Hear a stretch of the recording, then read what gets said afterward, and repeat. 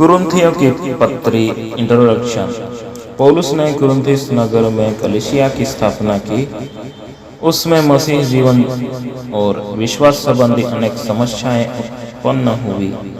उन समस्याओं के समाधान के लिए कुरिन्थियों के नाम पौलुस प्रेरित की पहली पत्री लिखी गई थी। उस समय कुरिन्थुस यूनान का एक अंतर्राष्ट्रीय नगर था जो रोमी साम्राज्य के अखाया प्रांत की राजधानी था। वह अपनी व्यापार संपन्नता, वैभवशाली संस्कृति और विविध धर्मों के लिए प्रसिद्ध था, पर वह अपनी व्यापक अनैतिकता के लिए बदनाम था। प्रेरित की प्रमुख चिंता के विषय थे कलीसिया के विभाजन और अनैतिकता, यौन और विवाह तथा विवेक संबंधी प्रश्न। कलीसिया प्रबंध, पवित्र आत्मा के दान और पुनरुत्थान। और पौलुस अपनी गहन अंतर्दृष्टि से यहाँ बताता है कि सुसमाचार के द्वारा इन प्रश्नों का समाधान कैसे हो सकता है। अध्याय 13 में पौलुस बताता है कि परमेश्वर के लोगों को मिले वरदानों में से सबसे उत्तम वरदान प्रेम है। यह इस पुस्तक का सबसे प्रसिद्ध अध्याय है। अध्याय 1 कुरिन्थियों अध्याय 1। पौलुस की ओर से जो परमेश्वर की इच्छा से यीशु मसीह का प्रेरित होने के लिए बुलाया गया, और भाई सोस्थिनेस की ओर से परमेश्वर की उस कलीसिया के नाम जो कुरिन्थुस में है, अर्थात उसके नाम जो मसीह यीशु में पवित्र किए गए और पवित्र होने के लिए बुलाए गए हैं, और उन सब के नाम भी जो हर जगह हमारे और अपने प्रभु यीशु मसीह के नाम से प्रार्थना करते हैं। हमारे पिता परमेश्वर और प्रभु यीशु मसीह की ओर से तुम्हें अनुग्रह और शांति मिलती रहे। मैं तुम्हारे विषय में अपने परमेश्वर का धन्यवाद सदा करता हूँ, इसलिए कि परमेश्वर का यह अनुग्रह तुम पर मसीह यीशु में हुआ कि उसमें होकर तुम हर बात में अर्थात सारे वचन और सारे ज्ञान में धनी किए गए कि मसीह की गवाही तुम में पक्की निकली, यहाँ तक कि किसी वरदान में तुम्हें घटी नहीं, और तुम हमारे प्रभु यीशु मसीह के प्रकट होने की बाट जोहते रहते हो। वह तुम्हें अंत तक दृढ़ भी करेगा कि तुम हमारे प्रभु यीशु मसीह के दिन में निर्दोष ठहरो। परमेश्वर सच्चा है, जिसने तुमको अपने पुत्र हमारे प्रभु यीशु मसीह की संगति में बुलाया है। हे भाइयों, मैं तुम्हें से हमारे प्रभु यीशु मसीह के नाम से विनती करता हूँ कि तुम सब एक ही बात कहो और तुम में फूट न हो, परंतु एक ही मन और एक ही मत होकर मिले रहो। क्योंकि हे मेरे भाइयों, खलोए के घराने के लोगों ने मुझे तुम्हारे विषय में बताया है कि तुम में झगड़े हो रहे हैं। मेरे कहने का अर्थ यह है कि तुम में से कोई तो अपने आप को पौलुस का, कोई अपोल्लोस का, कोई कैफा का, तो कोई मसीह का कहता है। क्या मसीह बट गया?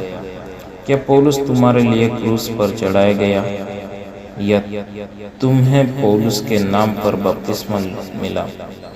मैं परमेश्वर का धन्यवाद करता हूँ कि क्रिस्पुस और गयुस को छोड़ मैंने तुम में से किसी को भी बपतिस्मा नहीं दिया। कहीं ऐसा न हो कि कोई कहे कि तुम्हें मेरे नाम पर बपतिस्मा मिला, और हाँ, मैंने स्तिफनास के घराने को भी बपतिस्मा दिया। इनको छोड़ मैं नहीं जानता कि मैंने और किसी को बपतिस्मा दिया, क्योंकि मसीह ने मुझे बपतिस्मा देने को नहीं वरन सुसमाचार सुनाने को भेजा है, और यह भी शब्दों के ज्ञान के अनुसार नहीं, ऐसा न हो कि मसीह का क्रूस व्यर्थ ठहरे। क्योंकि क्रूस की कथा नाश होने वालों के लिए मूर्खता है, परंतु हम उद्धार पाने वालों के लिए परमेश्वर की सामर्थ है।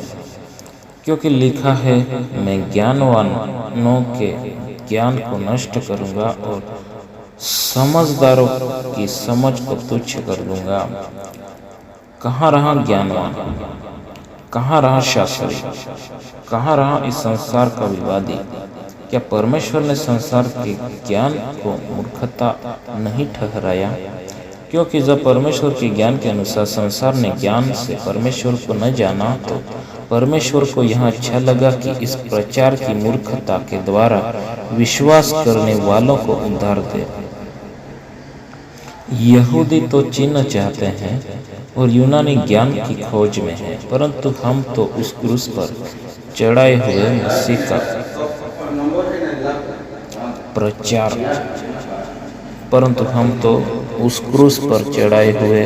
मसीह का प्रचार करते हैं, जो यहूदियों के लिए ठोकर का कारण और अन्य जातियों के लिए मूर्खता है। परंतु जो बुलाए हुए हैं, क्या यहूदी क्या यूनानी, उनके निकट मसीह परमेश्वर की सामर्थ्य और परमेश्वर का ज्ञान है। क्योंकि परमेश्वर की मूर्खता मनुष्य के ज्ञान से ज्ञानवान है और परमेश्वर की निर्बलता मनुष्य के बल से बहुत बलवान है।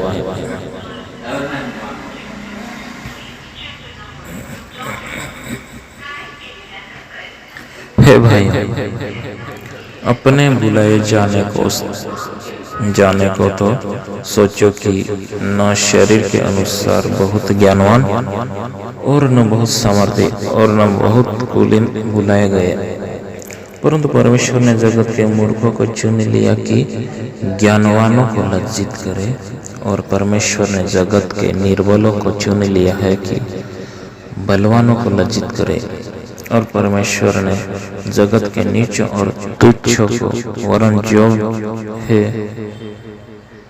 भी नहीं उनको भी चुन लिया कि उन्हें जो है व्यर्थ ठहराए, ताकि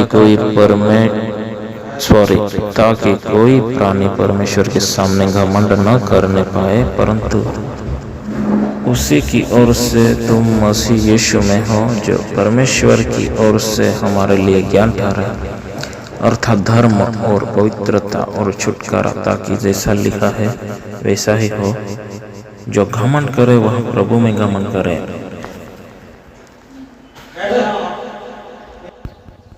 फर्स्ट कुरिन्थियों अध्याय 2।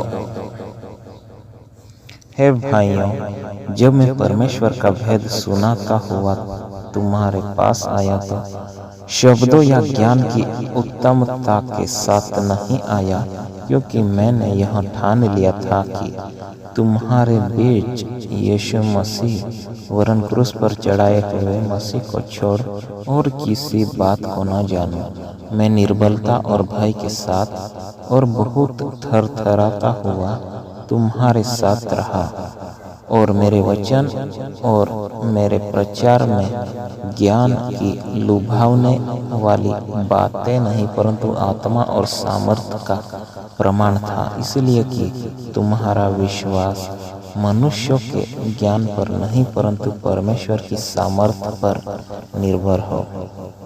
फिर भी सिद्ध लोगों में हम ज्ञान सुनाते हैं, परंतु इस संसार का और इस संसार के नाश होने वाले हाकिमों का ज्ञान नहीं, परंतु हम परमेश्वर का वह गुप्त ज्ञान भेद की रीति पर बताते हैं, जिससे परमेश्वर ने सनातन से हमारी महिमा के लिए ठहराया, जिसे इस संसार के हाकिमों में से किसी ने नहीं जाना, क्योंकि यदि वे जानते तो तेजोमय प्रभु को क्रूस पर न चढ़ाते।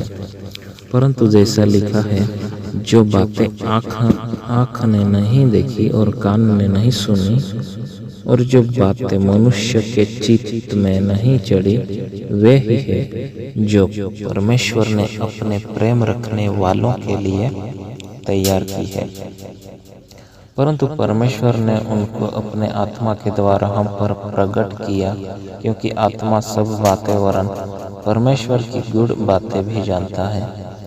मनुष्य में से कौन किसी मनुष्य की बातें जानता है? केवल मनुष्य की आत्मा जो उसमें है। वैसे ही परमेश्वर की बातें भी कोई नहीं जानता, केवल परमेश्वर का आत्मा। परंतु हमने संसार की आत्मा नहीं, परंतु वह आत्मा पाया है जो परमेश्वर की ओर से है, कि हम उन बातों को जाने जो परमेश्वर ने हमें दी है, जिनको हम मनुष्य के ज्ञान की सिखाई हुई बातों में नहीं, परंतु आत्मा की सिखाई हुई बातों में आत्मिक बातों से मिला कर सुनाते हैं। परंतु शारीरिक मनुष्य परमेश्वर के आत्मा की बातें ग्रहण नहीं करता, क्योंकि वे उसकी दृष्टि में मूर्खता की बातें हैं, और न वह उन्हें जान सकता है, क्योंकि उनकी जांच आत्मिक रीति से होती है। आत्मिक जन सब कुछ जांचता है, परंतु वह आप किसी से जांचा नहीं जाता, क्योंकि प्रभु का मन किसने जाना है कि उसे सिखाए, परंतु हम में मसीह का मन है।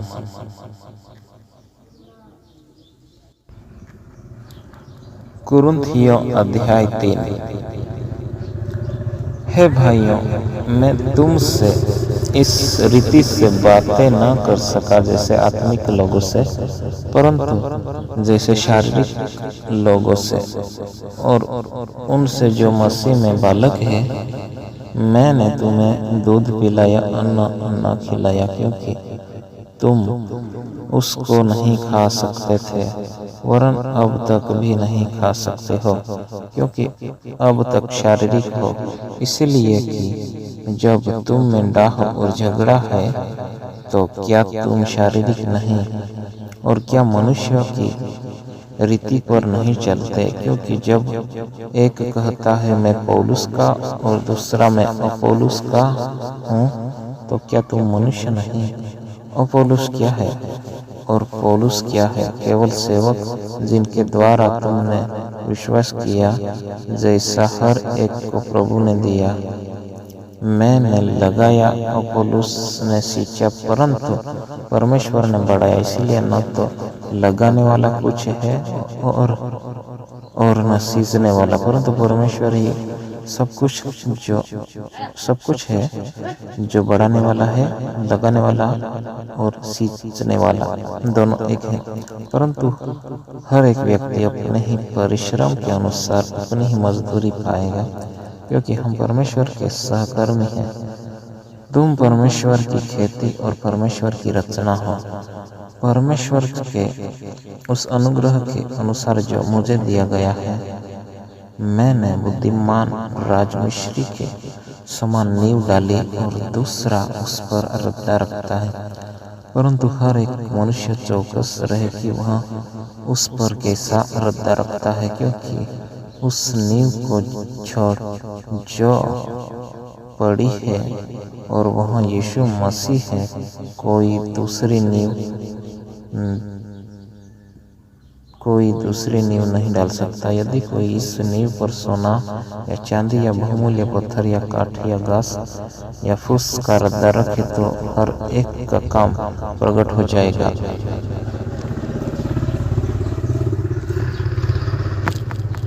क्योंकि वह दिन उसे बताएगा। इसलिए कि आग के साथ प्रकट होगा, और वह आग हर एक का काम परखेगी कि कैसा है। जिसका काम उस पर बना हुआ स्थिर हो रहेगा, वह मजदूरी पाएगा। यदि किसी का काम जल जाएगा, तो वह हानि उठाएगा, पर वह आप बच जाएगा। परंतु जलते जलते क्या तुम नहीं जानते कि तुम परमेश्वर का मंदिर हो और परमेश्वर का आत्मा तुम में वास करता है? यदि कोई परमेश्वर के मंदिर को नष्ट करेगा, तो परमेश्वर उसे नष्ट करेगा, क्योंकि परमेश्वर का मंदिर पवित्र है और वह तुम हो। कोई अपने आप को धोखा न दे। यदि तुम में से कोई इस संसार में अपने आप को ज्ञानी समझे, तो मूर्ख बने कि ज्ञानी हो जाए, क्योंकि इस संसार का ज्ञान परमेश्वर के निकट मूर्खता है। जैसा लिखा है, वह ज्ञानियों को उनकी चतुराई में फंसा देता है और फिर प्रभु ज्ञानियों के विचारों को जानता है कि वे व्यर्थ है। इसलिए मनुष्यों पर कोई घमंड न करे, क्योंकि सब कुछ तुम्हारा है। क्या पौलुस, क्या अपुल्लोस, क्या कैफा, क्या जगत, क्या जीवन, क्या मरण, क्या वर्तमान, क्या भविष्य, सब कुछ तुम्हारा है और तुम मसीह के हो और मसीह ही परमेश्वर का है।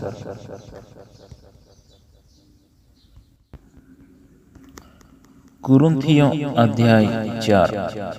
मनुष्य हमें मसीह के सेवक और परमेश्वर के भेदों के भंडारी समझे।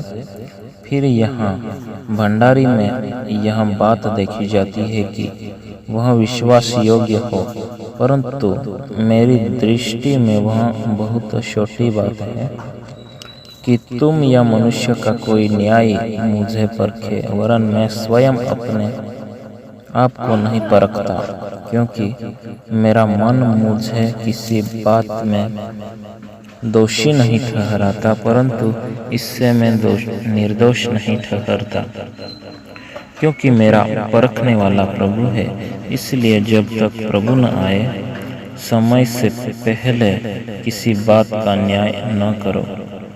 वही अंधकार की छिपी बातें ज्योति में दिखाएगा और मनों के अभिप्रायों को प्रकट करेगा। तब परमेश्वर की ओर से हर एक की प्रशंसा होगी। हे भाइयों, मैंने इन बातों में तुम्हारे लिए अपनी और अपोल्लोस की चर्चा दृष्टांत की रीति पर की है, इसलिए कि तुम हमारे द्वारा यह सीखो कि लिखे हुए से आगे न बढ़ना और एक के पक्ष में और दूसरे के विरोध में गर्व न करना, क्योंकि तुझ में और दूसरे में कौन भेद करता है, और तेरे पास क्या है जो तूने दूसरे से नहीं पाया, और जब कि तूने दूसरे से पाया है तो ऐसा घमंड क्यों करता है कि मानो नहीं पाया। तुम तो तृप्त हो चुके, तुम धनी हो चुके, तुमने हमारे बिना राज्य किया। परंतु भला होता कि तुम राज्य करते, कि हम भी तुम्हारे साथ राज्य करते। मेरी समझ में परमेश्वर ने हम प्रेरितों को सबके बाद उन लोगों के समान ठहराया है जिनकी मृत्यु की आज्ञा हो चुकी हो, क्योंकि हम जगत और स्वर्गदूतों और मनुष्यों के लिए एक तमाशा ठहरे हैं। हम मसीह के लिए मूर्ख हैं, परंतु तुम मसीह में बुद्धिमान हो। हम निर्बल हैं, परंतु तुम बलवान हो। तुम आदर पाते हो, परंतु हम निरादर होते हैं। हम इस घड़ी तक भूखे प्यासे नंगे हैं और घूस खाते हैं और मारे फिरते हैं और अपने ही हाथों से काम करके परिश्रम करते हैं। लोग हमें बुरा कहते हैं, हम आशीष देते हैं। वे सताते हैं, हम सहते हैं। वे बदनाम करते हैं, हम विनती करते हैं। हम आज तक जगत का कूड़ा और सब वस्तुओं की खुरचन के समान ठहरे हैं। मैं तुम्हें लज्जित करने के लिए ये बातें नहीं लिखता, परंतु अपने प्रिय बालक जानकर तुम्हें चिताता हूँ, क्योंकि यदि मसीह में तुम्हारे सिखाने वाले 10,000 भी होते तो भी तुम्हारे पिता बहुत से नहीं, इसलिए कि मसीह यीशु में सुसमाचार के द्वारा मैं तुम्हारा पिता हुआ। इसलिए मैं तुमसे विनती करता हूँ कि मेरी सी चाले चलो। इसलिए मैंने तीमुथियुस को, जो प्रभु में मेरा प्रिय और विश्वास योग्य पुत्र है, तुम्हारे पास भेजा है।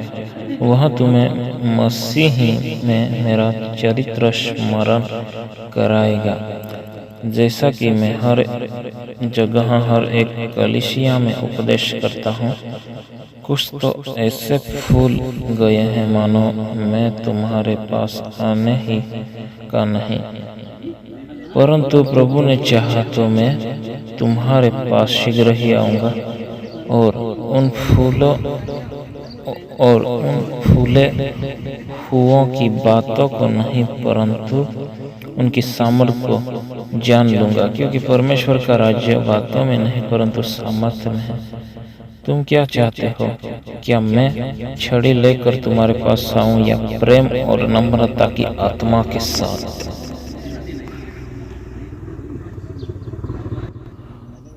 फर्स्ट कुरिन्थियों अध्याय 5। यहाँ तक सुनने में आता है कि तुम में व्यभिचार होता है, वरन ऐसा व्यभिचार जो अन्य जातियों में भी नहीं होता, कि एक मनुष्य अपने पिता की पत्नी को रखता है।